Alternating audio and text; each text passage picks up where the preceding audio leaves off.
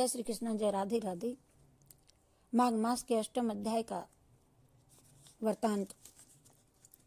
विकुंडल ने देवदूत से प्रार्थना की कि हे दूत, माघ स्नान के साथ साथ वे कौन कौन से कर्म हैं जिन्हें करने से व्यक्ति यमलोक और नरक से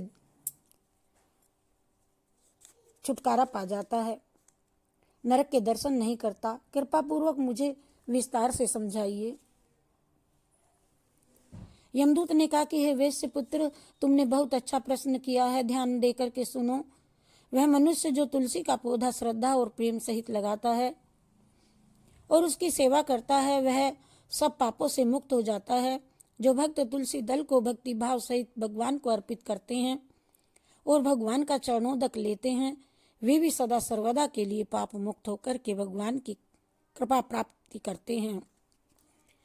शास्त्रों का कथन है कि नर्मदा का दर्शन, गंगा जी का स्नान तथा तुलसी वन का स्पर्श, ये तीनों ही कार्य महापुण्य फल देने वाले हैं।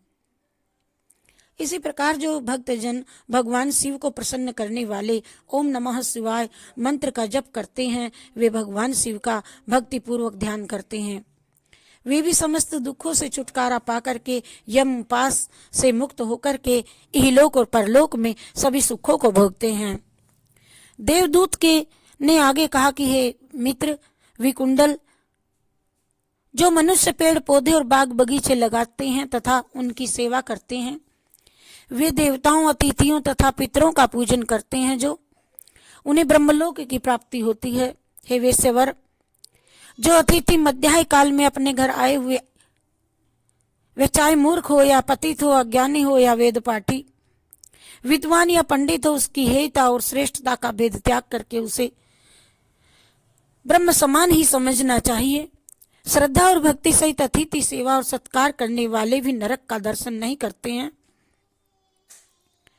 जो मनुष्य भूखों को भोजन खिलाता है, प्यासों को जल पिलाता है, वह दीन दुखी की सेवा करता है, वह भी अत्यंत काल तक अनंत काल तक स्वर्ग सुख प्राप्त करता है।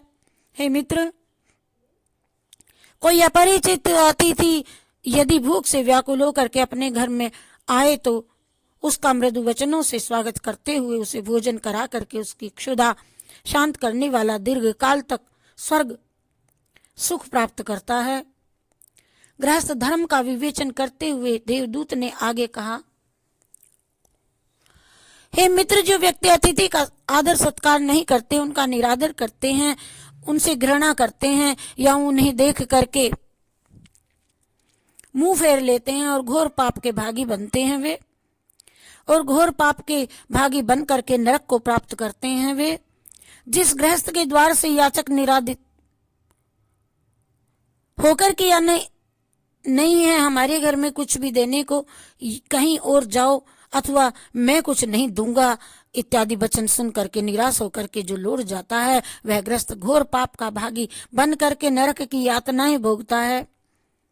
ऐसा करने वालों के सारे पुण्य और ईश्वर भक्ति व्यर्थ जाती है। अतएव घर आए याचक अथवा अतिथि को ईश्वर का स्वरूप समझ करके उसका यथाशक्ति आदर सत्कार करना चाहिए।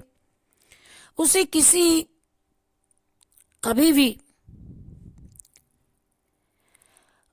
कभी भी निराश नहीं लौटाना चाहिए। सभी गृहस्थों के लिए अतिथि सेवा परम पुनीत धर्म और कर्तव्य है।